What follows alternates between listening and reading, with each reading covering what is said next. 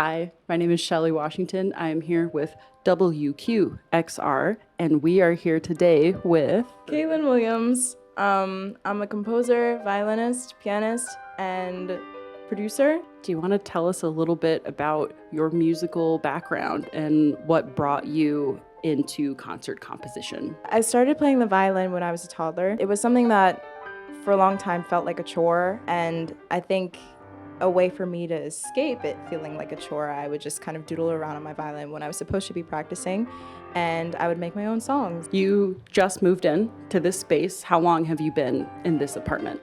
A little over a month. That's not a long time. And so is this your first apartment by yourself? Yes. Oh, yay! That's really exciting. This has been doubling as my bed and a couch and a studio and a chair and a desk. But basically what I'll do is I'll take my equipment and I'll just bring it over here and kind of crisscross applesauce it. My keyboard as well has also been perfectly right next to my bed, really convenient.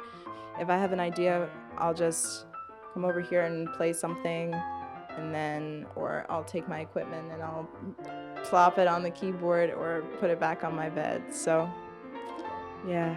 Some of my favorite things, probably my records. I recently acquired this original Joni Mitchell Blue record. I'm so excited about this. I was never really a record person until maybe like a year ago when I started getting them as gifts. And I was like, you know what, let me start making a collection. This is so funny. This is, dirty old man. What? I don't even want to, I think Mozart may have had a and wrote a lot of pieces, so that this is the entire collection of his songs. What? I did. Wolfgang Amadeus Mozart is a dirty old man. The scatological canons and songs sung in English, and there's like a phone number, and then stamp out Sibelius. Brahms loves Clara. Tell us about Berlioz' Symphonie Fantastique. I saw the Met Opera Orchestra perform this symphony last summer at Carnegie Hall, and I was unfamiliar with the piece before then, but ironically, the next day, I was walking around, I don't even remember where, but there was somebody on the street selling records, and this was at the top of the pile, and I'm obsessed. It's beautiful. Yeah. The little witch cackling at the end, like the little hobgoblins just is great. I love house music, and I love Kaytranada. I don't even remember where I got this poster, but I really like it. And then this is a portrait of Joni Mitchell. What is the most New York aspect of your apartment? There's no AC, and I've been using a measly little fan and these, which are really cute, but it's not ideal.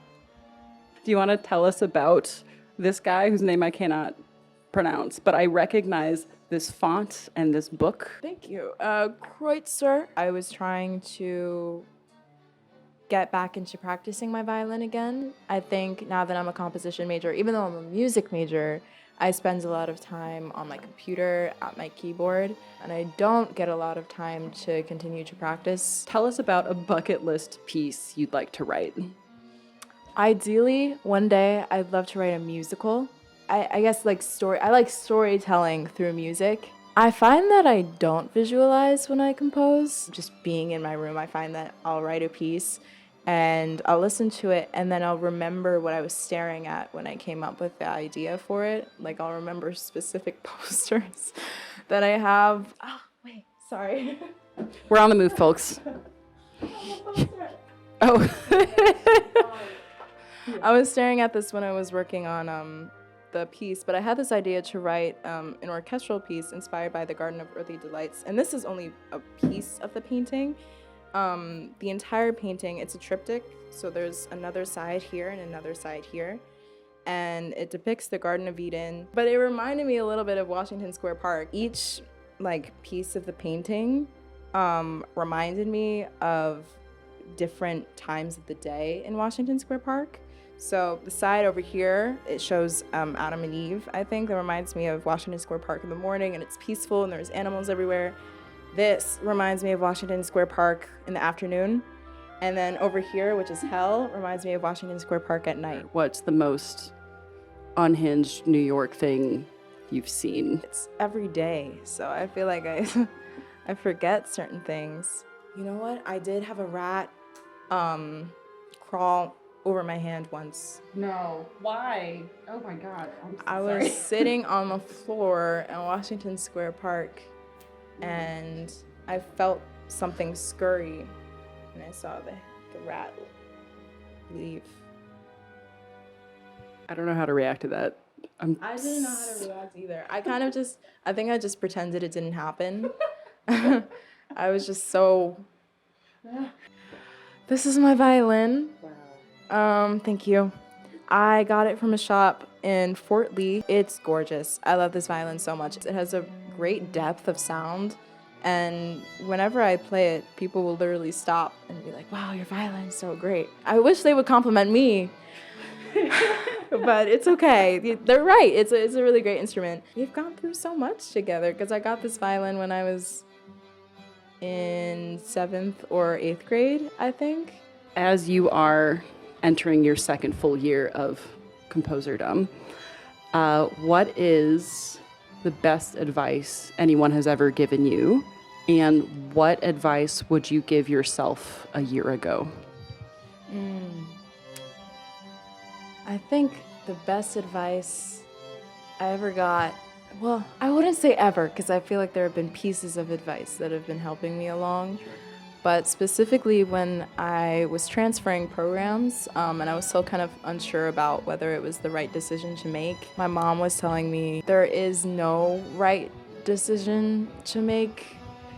You know, it will become the right decision, but it's up to you, kind of thing. What advice would you give yourself? I think I was I still am, but a really big perfectionist with my music, and I just have to keep reminding myself, and I would definitely tell myself then as well, that it doesn't have to be perfect. You made something, and that is okay. Honestly, like, even if you think that something is a complete failure, that's just a learning point to get to your next project. And making things is constantly about evolving and not necessarily about making, a magnum opus, like anytime you like put pen to paper, but just kind of, ebbing and flowing and just continuing to grow and not being so hard on yourself.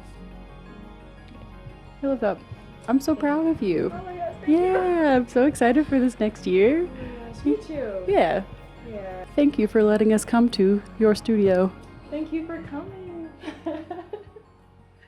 Ta-da.